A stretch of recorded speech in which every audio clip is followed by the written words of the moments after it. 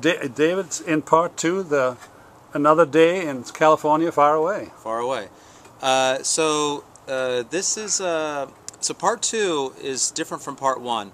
In part one, we talked about personal water choices, and by that I meant choices that individuals can make about their tap water or how to water their lawn.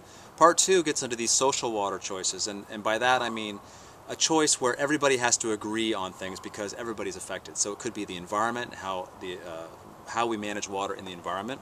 It could be water and human rights, and we'll get to those. So at the start of part two, in chapter 7, I talk about water managers, and this is where I bring up two very important concepts.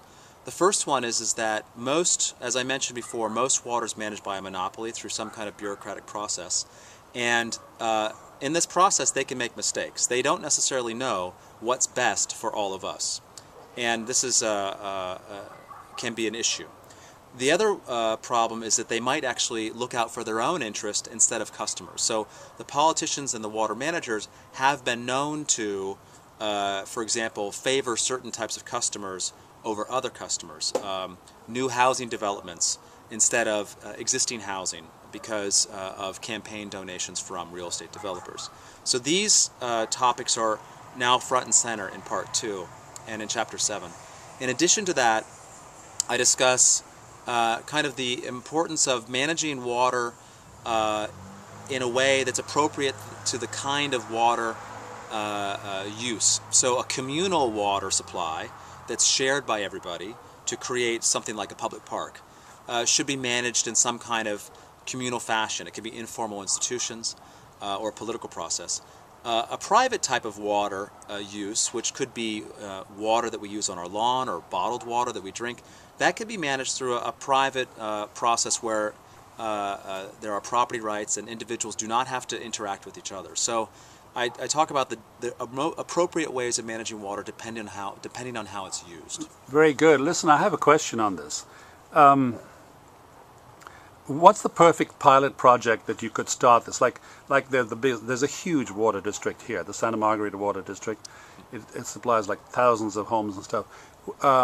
Would you like, I mean, is it the perfect solution for you to go to an outfit like that? And if they are listening and they want to do something, would they be willing to start off on your theories and your policies and your all the stuff you've come up with as a demonstration of how darn efficient it is, and then somebody else says that, let's do the same in Santa Margarita, and that's how it gets around? Well, is that yeah, the perfect I think way that to do most water managers look and see what other managers are doing.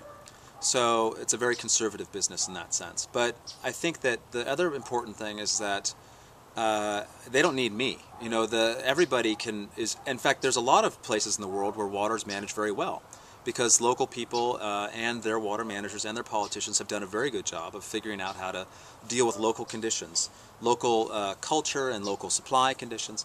So the book is just meant to give ideas from some places that are doing a good job to other places that need more ideas, as well as provide more novel economic ideas on how to deal with certain problems that are new problems because of the end of abundance.